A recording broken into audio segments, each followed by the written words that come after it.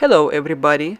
This video will be a big stretch for watercolor users because this video will be about ox gall. How somebody can even come up with idea to use ox gall. However, it has been used for centuries, and before it was widely used in watercolor. If you ever will come across John Ruskin's books about art, about use of watercolor, you will find plenty of descriptions of this particular style. At first I am diluting ox gall with water 1:1. When used in its pure form with watercolor, you will get the feeling like if you're using some kind of glue. The watercolor will become thick and sticky. I know that some people just put a couple drops of ox gall into the water and they paint like normal transparent watercolor. That will not give you the effect that I am looking for. This style will let you to paint watercolor like if it's oil. Of course, it will not become oil. It is still water-soluble product, but the feeling of the brush will be just like when you paint oil. And you can see it on the video, the way the brush makes marks on a paper. It does look pretty much like oil. We are using water here only to clean brushes, and to dissolve the paint we are using ox gall mixture. In this method, when you need to make paint lighter, you do not dilute it and you do not make it thinner like in transparent watercolor. You add white to the mixture. And one of the benefits of this method is that you can use cheap products. You know, like in a watercolor, if you really want to get a good watercolor painting, you need to buy good paper, like Arches, you need to buy good paints, like Daniel Smith, and you of course need good brushes, like Kolinsky. In this method, you can use the cheapest paper, the cheapest paint, and the cheapest brushes. I don't even know the brand of paper I use right now. It is some student grade. It's one of those that you buy one, get one for free.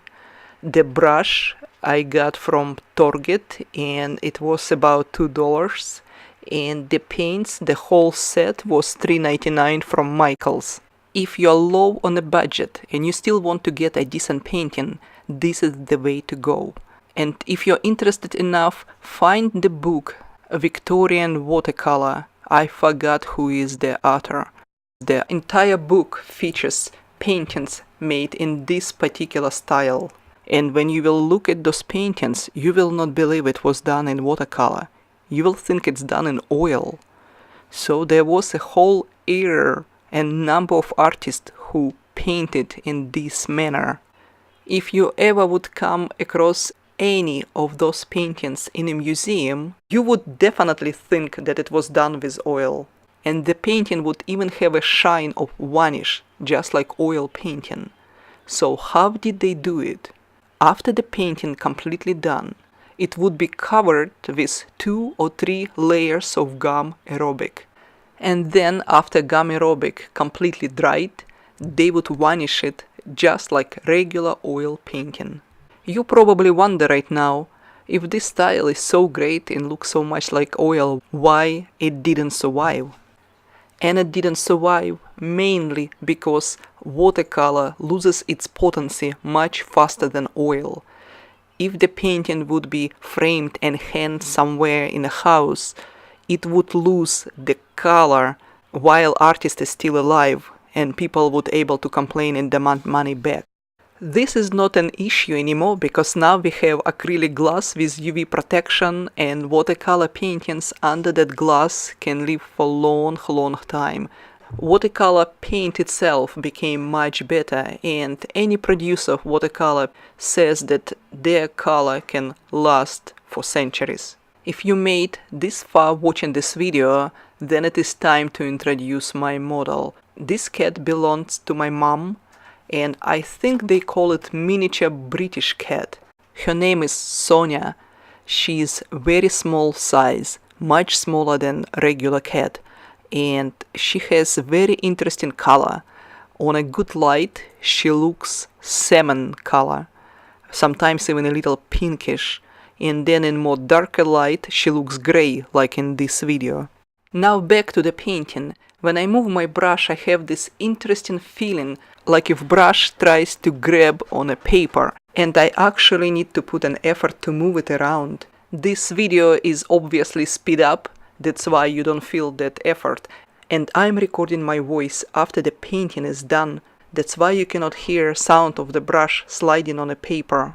Somebody told me once that these techniques basically makes gouache out of transparent watercolor, and I disagree with this, because gouache, it is colored chalk. It's basically a powder of chalk plus a little bit of pigment. And when you get transparent watercolor in a tube, or it could be even in a cake, it is pure pigment plus gum aerobic.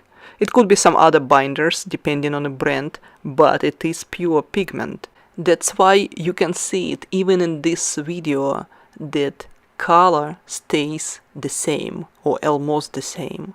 Whatever I painted 5 minutes ago at the beginning of the video is already fully dried, and it does not look much lighter than it was before. You do not get it with gouache, even with the best brands, because when chalk is wet, it's darker, and then when it dries, it becomes lighter, and we are talking about significant lighter. Isn't it great that in this style I actually can use lighter tones on top of the darks, and it's so easy to correct mistakes? And one of the beauty of this technique or style, whatever it is, that it could be used as a Flemish way of creating skin tone. When you create a painting in a multiple layers, first layer is burnt umber, second layer, what they call dead layer, which is black, white, gray layer, and usually this layer has to be painted really well. And then next layers would be color layers. In oil painting, you would have to wait 2 months between each layer. But with watercolor and Ox Gall, you do not have to wait that long. It will take only 15-20 minutes for watercolor layer to dry, and then you will put a layer of gum aerobic, you will wait another 15 minutes, and you can continue. That's why Victorian pre-Raphael artists used this method, that they could produce a lot of paintings in a short period of time and sell those paintings much cheaper. To own an oil painting before, it was a luxury and only rich people could afford it. This method made paintings available for lower middle class in England.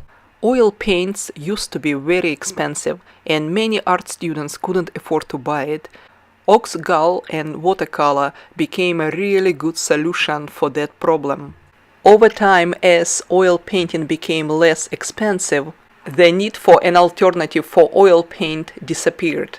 We have to thank John Ruskin for preserving this knowledge. Meanwhile, my painting almost finished. I need to work a little bit more on her eyes, and after that I need to answer a question for myself, what level of details I want to have in this painting. I usually gravitate to an impressionistic style that doesn't really have great amount of details. So in this case I would like to stay with an impressionistic view. I will just emphasize the lighting by adding a few more strokes in a lighter area and a few more strokes in a darker area. Right here, a little bit more light on the paws and a beautiful stripes on the tail. I also added a little bit few more lighter strokes on the back. This cat also has the most beautiful eyes. They look like pure quinacridone gold. On my painting, the tilt of the head looks somewhat different than on a photograph, but I didn't start with the sketch. I started just raw paint, and here we go. I almost never copy photographs, unless somebody pays me a lot of money and says please make a copy of this photograph in a painting, then yeah, this is a different story.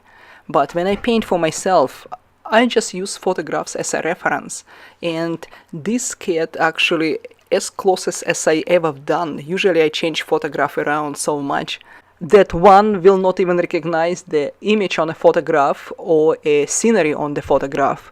I will make a little bit more dark strokes in different areas just to emphasize the shape of the body and of the tail, and then I'll put out a photo of the same cat taken in a different light. Check this out. You can see how easy to blend this paint. I'm taking dry brush and just blend this area, and look how smooth it is. It is really hard to stop. Just a little bit more blending, a little bit more touch up. And here's the big photograph of this cat, so you could see the color better and look at those beautiful, beautiful eyes. Now I'll show you the same cat on a different light. Look at this. It looks like it's absolutely different animal, and her eyes look like pure amber. I hope you have enjoyed this video. I have an additional channel which is in Russian. Many of the videos can be useful even without understanding the language. The link in the description is for my Russian channel. Feel free to look at those videos and let me know which video would you like me to translate and place it on this channel. This is the end of my video. I'm very glad you found it. This is only second video on this channel. Please do not forget to like it, of course if you liked it, and do not forget to subscribe.